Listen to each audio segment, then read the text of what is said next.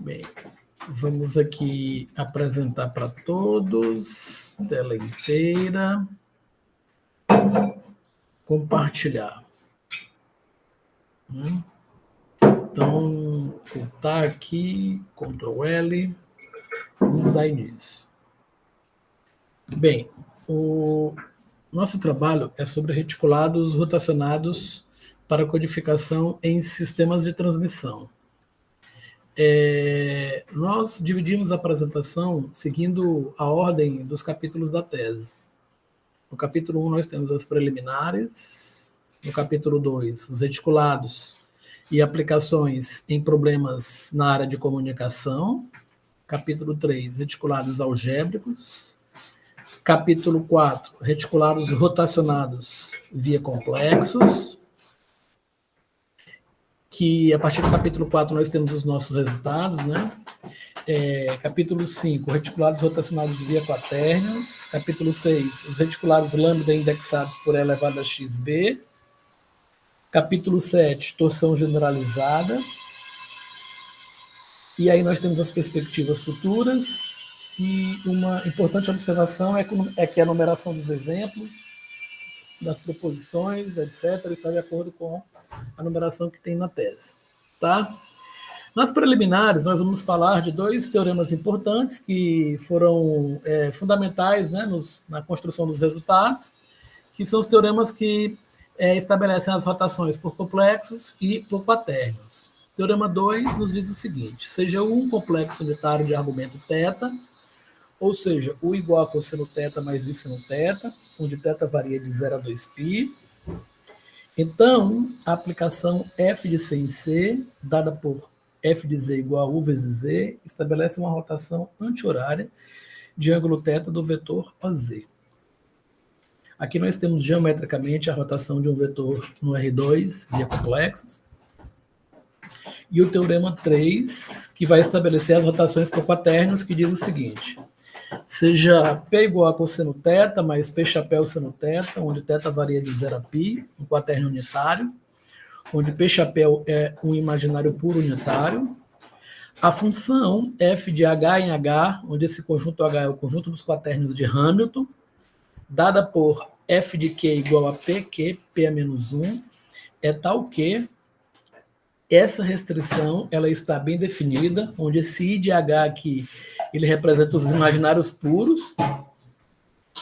E quando nós consideramos o isomorfismo desse conjunto com o R3, F representa uma rotação de ângulo 2θ em torno de P chapéu. Então, geometricamente, nós temos aqui uma rotação de um vetor no R3 via quaternions. Vamos falar agora sobre reticulados e aplicações em problemas na área de comunicação. Um pequeno resumo da teoria de reticulados. Vamos definir o reticulado. Sejam B1, B2, reticências BM, vetores linearmente independentes em Rn. Um reticulado lambda contido em Rn, com a base dada por esses vetores, é definido como o conjunto de todas as combinações lineares inteiras destes vetores. O inteiro M é dito posto do reticulado, e se M igual a N, dizemos que o reticulado tem posto completo. Agora nós vamos definir a matriz geradora de um reticulado. Uma matriz geradora para um reticulado lambda é uma matriz N por M, formada pelas colunas dos vetores que formam uma base deste reticulado.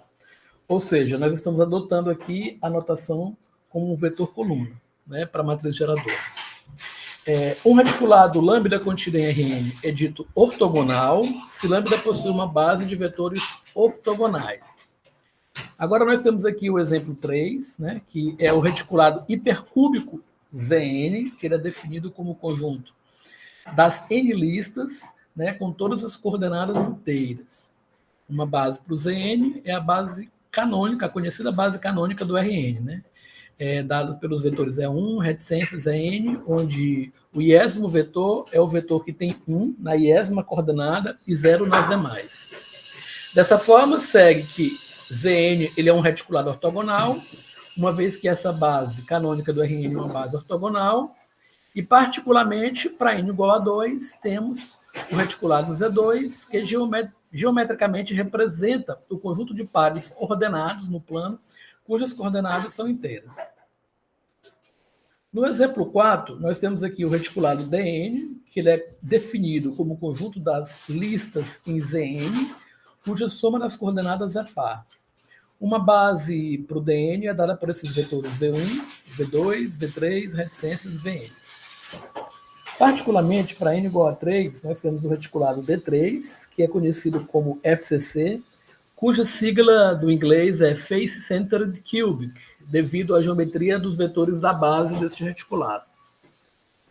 Aí nós temos o teorema 10, que foi um teorema de fundamental importância para a construção dos resultados também, que diz o seguinte: duas matrizes B e B barra geram o mesmo reticulado se somente se existe uma matriz unimodular U, tal que B barra é igual a B vezes U. É uma matriz unimodular aqui, ela é definida, né, como uma matriz com todas as entradas inteiras e determinante mais ou menos 1. Então, dessa forma, temos que, se eu pós-multiplico a matriz de um reticulado por uma matriz unimodular, isso significa que eu vou gerar uma outra matriz do reticulado. E uma vez que existem infinitas matrizes unimodulares, então um reticulado ele vai ter infinitas matrizes que o geram. Também poderia dizer que ele tem infinitas bases, né? Vamos definir, então, agora a matriz de Gram. Uma matriz de Gram, dada uma matriz geradora B para um reticulado lambda, a sua matriz de Gram ela vai ser definida como G igual a B transposta vezes B. Segue dessa definição e desse teorema aqui anterior que um reticulado ele vai possuir infinitas matrizes de Gram. Né? Uma matriz de Gram pode-se provar que ela é simétrica, né? É simples, e pode-se provar que ela é definida positiva. E se eu tenho duas matrizes de Gram para o mesmo reticulado, então nós provamos também que elas têm o mesmo determinante. Essa última afirmação ela vai ser a base para essa definição aqui, de determinante e volume de um reticulado. Então, seja G uma matriz de Gram qualquer de um reticulado, o determinante de lambda é definido como determinante dessa matriz de Gram. E o seu volume como definido como a raiz quadrada do determinante do reticulado. A norma mínima de um reticulado ela vai corresponder ao mínimo entre todas as normas dos vetores não nulos do reticulado. E nós definimos a densidade de empacotamento como sendo o quociente entre o volume de uma bola aberta de centro na origem, raio μ sobre 2, e o volume do reticulado, onde o μ aqui é a norma mínima do reticulado. Então, nesse exemplo 6, nós temos esse reticulado lambda contido em R2, com essa base. Esse reticulado aqui ele é chamado de reticulado hexagonal. Esse reticulado possui 6 vetores de norma mínima, μ igual a 1, cujas extremidades são vértices de um hexágono com centro na origem. A densidade de empacotamento desse reticulado ela é dada por 0,9069. E conforme eu posso ver na referência 18, esse reticulado ele vai ter a maior densidade de empacotamento dentre todos os reticulados bidimensionais. Nós vamos definir a densidade de centro como quociente entre a densidade de empacotamento e o volume de uma bola aberta de centro na origem e raio 1. A densidade de centro ela permite comparar reticulados de mesma dimensão. Então, no exemplo 7, nós temos que a norma mínima do reticulado Zn vai ser 1 e a norma mínima do reticulado Dn vai ser raiz de 2. As suas densidades de centro são dadas por essas expressões aqui. Ok? Falando um pouco sobre os canais com ruído branco gaussiano, nós temos que nesses canais são consideradas constelações de sinais n-dimensionais esculpidas no conjunto de pontos de um reticulado lambda contido em Rn. Agora, uma afirmação de extrema importância. E para minimizarmos a probabilidade de erro de decodificação, nós devemos maximizar as densidades dos reticulados considerados. Antes de eu falar um pouquinho dos canais